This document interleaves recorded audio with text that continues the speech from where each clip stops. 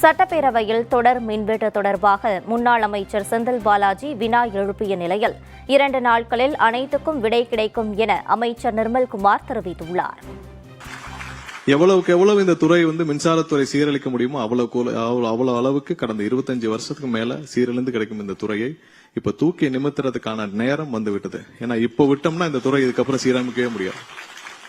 ஏன்னா ஒவ்வொரு இடத்திலும் நமக்கு இருக்கிற டிரான்ஸ்ஃபார்மர்ஸ் எவ்வளவு இருக்கு, 4.5 லட்சம் டிரான்ஸ்ஃபார்மர்ஸ் இருக்கா, அதுல 15-20% மேல நாளை நம்ம வெள்ள அறிக்கை இது சம்பந்தம் முழுமையாக தாக்கல் செய்வோம்.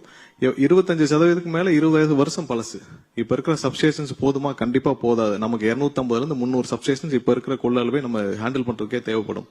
சோ இது மாதிரி ஒவ்வொரு இடத்துலயும் இன்ஃப்ராஸ்ட்ரக்சர்லயே நம்ம கஷ்டப்படும் நேரத்தில் நமக்கு 50% வேக்கன்ட் இருந்தா எப்படி இந்த துறையை ரன் பண்ண முடியும்னு உணர்ந்து உடனடியாக அன்னைக்கே 15,000 பேரை ஃபில் பண்றதுக்கான அனுமதி அளித்து இந்த வருடத்திற்குள்ள நம்ம 15,000 பேர் வேலைக்கு எடுக்க போறது. முதல்ல இது 25-30 வருஷத்துல இது வரைக்கும் நடந்ததே இல்லை. இந்த துறையில ஒரே வருடம் 15,000 பேரை வேலைக்கு எடுக்க போறோம்.